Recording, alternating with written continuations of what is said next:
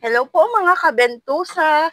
It's client today naman po. Tita ko pala i-massage ko ngayon. Bentusa and massage po siya mga kabentusa. Kaya ngayon mga kabentusa ay papunta na ako sa bahay nila. Kasi nasabi na sa akin yung address niya. Kaya ngayon mga kabentusa, paalis na ako.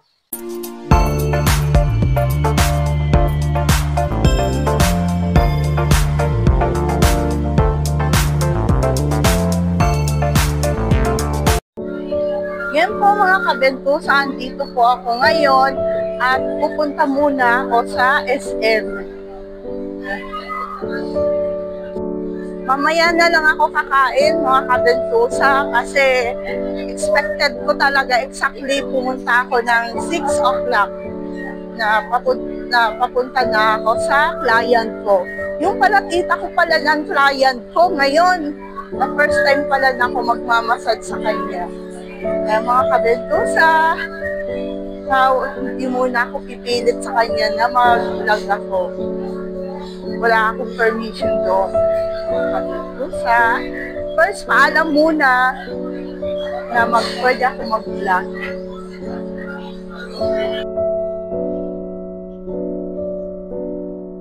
Ngayon po mga kabentusa, andito po ako sa 7-Eleven. Bibili muna ako ng mainom ko na tubig.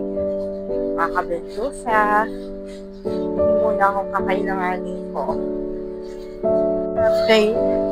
Yan po mga kabentusa, andito ako sa tindahan ni Remy.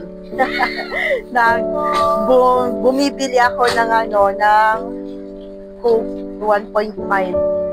Mga kabentusa, kaya pauwi na ako ngayon. Home sweet home mga kabentusa. Follow nyo na lang po ako sa FB page, Bentusa Queen Masahista Vlogger. Tapos yung sa YouTube channel ko, ganun din, Bentusa Queen Masahista Vlogger. Ganyan sa YouTube channel, subscribe na po kayo.